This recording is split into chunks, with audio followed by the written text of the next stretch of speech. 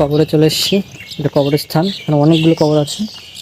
তো আপনারা এখানে আসলে গাইড নিতে পারেন, কারণ আমিও যাই না। এখানে প্রত্যেকটা নাম লেখা আছে, নামগুলো শ্বেত পাথরের উপর খোদাই করে লেখা, তো অতটা বোঝা যায় না কারণ সাদা শ্বেত পাথর। আপনারা যদি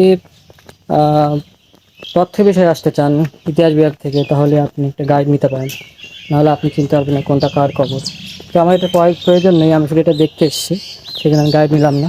তো বেশি বড় জায়গা না, চলুন আমি দেখিয়ে দিই পেছনের ক্যামেরা দিয়ে। দেখুন চারিদিক দিয়ে ঘাস হয়ে গেছে, পুরো ভরে ভরে ঘাস। হয়তো অযত্নের কারণেই, তেমন হয়তো এখানে যত্ন নেওয়া হয় না। আমি দেখেও নি তেমন কোনো লোক আছে এখানে কাজের যে যত্ন নেয়। এখানটা পুরো ঘাস হয়ে গেছে, আর প্রত্যেকটা হলো কবর। এদিকটা একটু ভালো করে মেনটেন করা আছে, এখানতে টাইলস বসানো রয়েছে। আর এই পাশে আরেকটি কবর আছে, ওই সামনেই আছে। চলুন ওই কবরের নামটা কি লেখা আছে দেখি। সৈয়দা আজিজা বেগম, এটা হলো সৈয়দা আজিজা বেগমের কবর।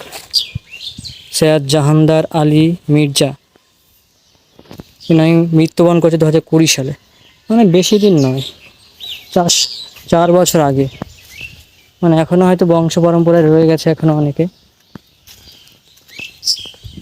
তো চলুন আরেক লোকেশনে যাওয়া যাক। তো আবার টোটোয় ফিরে যাই, আবার আরেকটা জায়গায় যাবো, দেখি এবার কোথায় নিয়ে যায় আমাদের টোটো কাকু। চলুন। পলাশির যুদ্ধে মির্জাপুর ইংরেজের সঙ্গে হাত মিলিয়ে নবাব সিরাজদৌল্লাকে পরাজিত করেছিল, আর এই বাড়িতেই 7 দিন বন্দি রেখে বন্দি অবস্থা হত্যা করা হয়েছিল। বর্তমান মির্জাপুরের বাড়ি সব ভেঙে গেছে, বাড়ির মেন গেট আছে, হ্যাঁ, গেটে দেখো লেখা আছে প্রবেশ নিষেধ, টুরিস্ট অ্যালাউ নাই। বাড়িটা মির্জাপুরের বাড়ির মেন গেট।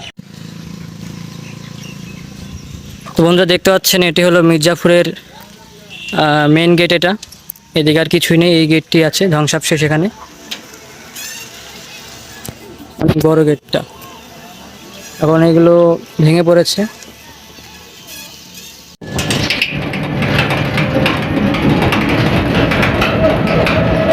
এখনো বংশের কেউ বেঁচে আছে? হ্যাঁ, যে বাড়িগুলা কালো কালো জলের ট্যাঙ্কি দেখা যায়, হ্যাঁ, সব বাড়িগুলো মির্জাপুরের বংশধরের বাড়ি। কাকুর কাছে জিজ্ঞাসা করলাম মির্জাফরের বংশে কেউ বেঁচে আছে কিনা, বললো হ্যাঁ আছে। এবার যেখানে নিয়ে এসেছি সেটা হচ্ছে নসিপুর আখড়া বলে, হ্যাঁ। এখানে ওই দেখতে পাবা নবাবের যে 80 টাকা বেবি স্ট্যান্ড গাড়ি, সে 80 টাকা দামের 4 চাকা জিপ গাড়ি, সেটা দেখবা। 22 মুট উপর হাতি, 16 টাকার খাট, ঝাড়বাতি, অনেক কিছু আছে। টোটো কাকু বললেন এখানে টিকিটের দাম 20 টাকা, তুমি সামনে গিয়ে ওই সামনে দেখা যাচ্ছে ওখান থেকে একটা টিকিট কেটে নেবে। তো তোমরা এখানে 20 টাকা দিয়ে টিকিট কাটবে, কিন্তু অবশ্যই কাছে খুচরো রাখবে, কারণ খুচরো না থাকলে খুব সমস্যায় পড়বে তুমি। খুচরো রেখে দেবে। আর এখানে অনেক জায়গায় গাইড নিতে বলে, কোথাও 90 টাকা নেয়, কোথাও 100 টাকা নেয় গাইড নিতে, আর জোর করবে। এরা এতটাই বিরক্ত করে গাইড নেওয়ার জন্য। তো অবশ্যই গাইড নেওয়ার প্রয়োজন নেই, যদি খুবই প্রয়োজন হয় তখন নিতে পারো তুমি। তো এই দেখুন এখন সামনে ঢুকবো, এখানে আছে সেই 4 চাকা গাড়ি, 80 টাকা না কত দাম বললো টোটো কাকু। আরও অনেক কিছু আছে, ঝাড়বাতি আছে, খাট আছে, আর কি কি আছে চলুন গিয়ে দেখে নিই। সামনে দেখতে পাচ্ছেন এই গাড়িটা, কালো রঙের গাড়ি, দেখুন ভালো করে। তখনকার সময় এরকম গাড়ি দেখতে তো মনে একটা, মানে কি বলবো, রাজা রাজা ফিল হচ্ছে।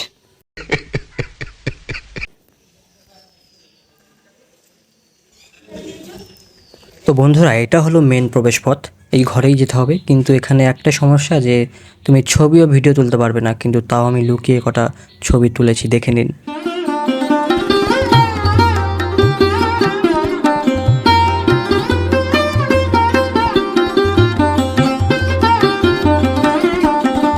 তোমরা সামনে যে মূর্তিটি দেখতে পাচ্ছ, একটি হাতির উপর একটি মূর্তি আছে। তো ওটা হলো পুরো সোনা, একদম আসল খাঁটি সোনা দিয়ে তৈরি করা, এবং এর পাশে রথ রয়েছে। এটা রথই হয়তো, নাকি ঠিক বলতে পারছি না, রথের মতো দেখতে। এবার তোমাকে যেখানে নিয়ে এসেছি সেটা হচ্ছে নসিপুর রাজবাড়ি। এটা তৈরি করেছে রাজা দেবী সিং। দেবী সিং সেই টাইমে খাজনা আদায়ের দায়িত্ব পেয়েছিল, হ্যাঁ। সে খাজনা আদায় করে ইস্ট ইন্ডিয়া কোম্পানিকে দিতে। এর ভিতরে ঢুকে দেখবা ফাঁসিঘর, হীরাবাইয়ের ছবি, পিছনে ঠাকুর বাড়ি, আর্ট গ্যালারি, মিউজিয়াম। টোটো কাকু বললেন এটি হলো নথিপুর রাজবাড়ি। তো এখানে আর গেলাম না, কারণ আরও অনেক জায়গায় দেখতে হবে। তো ট্রেন লেট হয়ে যাবে, ট্রেন ধরতে হবে, তাই আর গেলাম না এখানে। এবার যেখানে নিয়ে এসেছি সেটা হচ্ছে জগৎ শেঠের বাড়ি। জগৎ শেঠ নয় টাইমে যেনার কাছে টাকা তুলে তো টাকসাল ছিল, হ্যাঁ, তার বাড়ি মিউজিয়াম। এখন এখানে দুবার সুরঙ্গ দিয়ে নেমে অস্ত্রঘাট, টাকশাল, কাঞ্জারিখানা সেই টাইমের মুদ্রা দেখতে পাবা। 2.5 টাকা নোট, 1.5 টাকা কয়েন, ঢাকায় মুসলিম শাড়ি, আয়নায় নিজের মুখ দেখা যায় না। টিকিট কেটে যাও, বেরোনোর গেটে ওই সামনে, ওখানে থাকবো আমি। বলুন মোবাইল নাম্বারটা বলুন আপনি, আগে আপনার নাম বলুন। আমার নাম হচ্ছে রাজকুমার মণ্ডল, হাজারদুয়ারি গেট টোটো চালায়।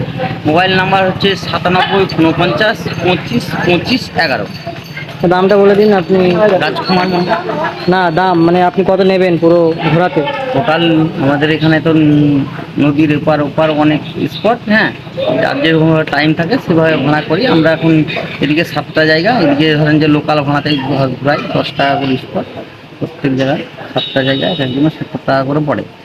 সত্যি 4 জনের পয়সা ধরি, ধরেন যে 2 জন হয়, কোনো সময় 3 জন হয়। তো তোমরা নিশ্চয়ই শুনলে এটি হলো জগৎ শেঠের বাড়ি, যে বাড়িটিকে এখন মিউজিয়াম করা হয়েছে।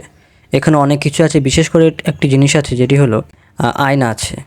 একটি আয়না আছে, তুমি যদি একসঙ্গে 3-4 জন যাও তুমি শুধু তোমার মুখটা দেখতে পাবে না, কিন্তু অন্যদের মুখ দেখতে পাবে। আরেকটি আয়না আছে যেখানে শুধু একটি হাতি দেখা যায়, এক সাইডের হাতি দেখতে পাবে। আর তোমার অন্য কেউ থাকলে তার মুখ শরীর সব দেখতে পাবে, শুধু তোমার শুধু হাতটা দেখতে পাবে। তো আরও অনেক কিছু আছে এখানে। বাইক আছে দুটো জগৎ শেঠের। তো এখানে প্রাইস হলো টিকিটে 30 টাকা। তো ভেতরে ক্যামেরা অ্যালাউ নয়, তাই আমি ক্যামেরা নিয়ে যেতে পারিনি।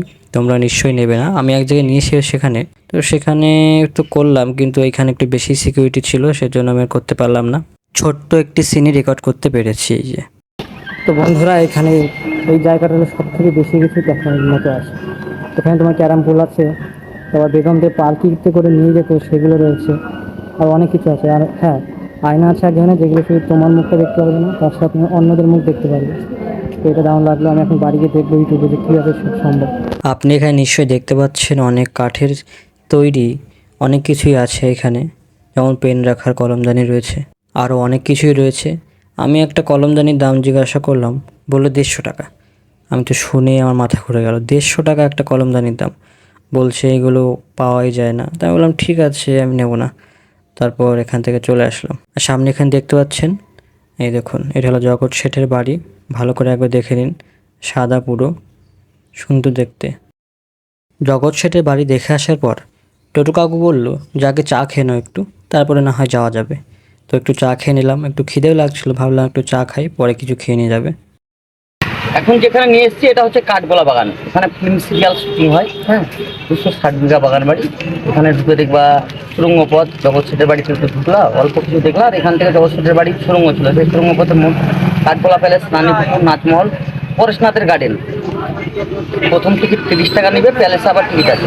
এখানেও আর যাওয়া হলো না সময়ের অভাবে। কাকু বললেন এখানে ফিল্ম সিরিয়াল এসব শ্যুট হয়, এখান থেকে জগৎ শেঠের বাড়ি একটি সুড়ঙ্গ আছে।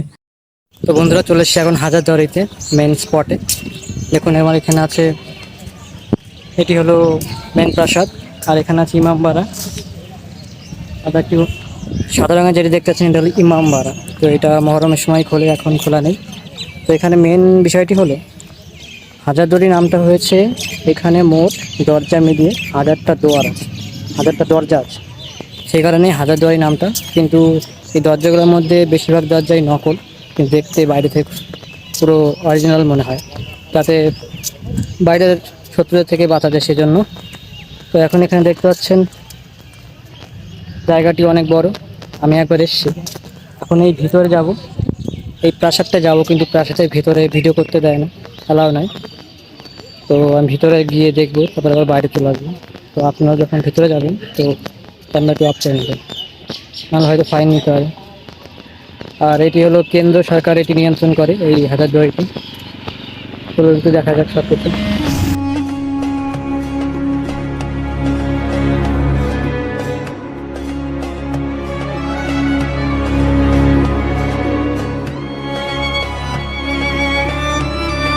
তোমরা দেখতে পাচ্ছ এখানে প্রাসাদটি রং করা হচ্ছে নতুন করে।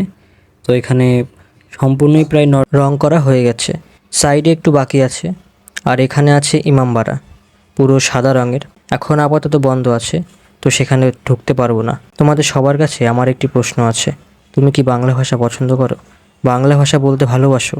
যারা আমার ভিডিওগুলি দেখছো আমি তাদের কাছেই জিজ্ঞাসা করছি, যদি ভালোবেসে থাকো বাংলা ভাষাকে, তাহলে আমার চ্যানেলটি এক্ষুনি সাবস্ক্রাইব করো, কারণ আমি তোমাদেরকে কোনো ফালতু কন্টেন্ট দেখাই না। সুন্দর বাংলা ভাষায়, পরিষ্কার ভাষায় আমি কন্টেন্ট দেখাই। আমি দেখাই মূলত ট্রাভেল ভ্লগ। আমি যেখানে অভিযান করি সেসব ভিডিও। তো তোমাদেরকে আমি একটু মূল্যবান সময় নষ্ট করে ভিডিওগুলি বানিয়ে তোমাদেরকে দেখাচ্ছি। আমি নিজে উপভোগ করছি এবং তোমাদেরও উপভোগ করার সুযোগ করে দিচ্ছি। তো অবশ্যই চ্যানেলটি সাবস্ক্রাইব করবে। আর হ্যাঁ, তোমাদের কাছে একটি রিকোয়েস্ট আছে, এই ভিডিওটি যত পারো শেয়ার করো, কারণ তুমি যত ভিডিওটি শেয়ার করবে তত আমার এই ভিডিওটি আরও অনেকে দেখতে পাবে। তো প্লিজ শেয়ার দিস ভিডিও। তো এখনই ক্যামেরাটি অফ করে প্রাসাদের ভিতরে যাব, আর তারপরে আমি মাঠটি ঘুরিয়ে দেখাবো তোমাদের। হাজারদুয়ারি সম্পর্কে রিসার্চ করতে গিয়ে অনেক কিছু জানতে পারলাম যে হাজারদুয়ারির এই পুরো হাজারদুয়ারি যে স্ট্রাকচারটি রয়েছে এটা পুরো ইউরোপীয় ধাঁচে বানানো। দেখতেই পাচ্ছেন এখানে একটি ক্লক টাওয়ার আছে। এগুলো কিন্তু ইউরোপীয় দেশেই বেশি দেখতে পাওয়া যায়। এখানে সব প্যালেস যেগুলো রয়েছে, গার্ডেন রয়েছে, সব কিছু ইউরোপীয় ধাঁচে বানানো। আপনারা অনেকেই জেনে থাকতে পারেন যে এই হাজারদুয়ারি প্যালেসটি সিরাজউদ্দৌলার আমলে বানানো, কিন্তু এটা সঠিক নয়। তো বন্ধুরা, এখন বাড়ি যাওয়ার সময় হয়ে গেছে, অনেকটাক্ষণ হয়ে গেছে, প্রায় 2 থেকে আড়াই ঘন্টার মতো ঘুরেছি। এখন এই পার্কে যে সুন্দর গার্ডেন রয়েছে সেই গার্ডেনগুলোই ঘুরছি।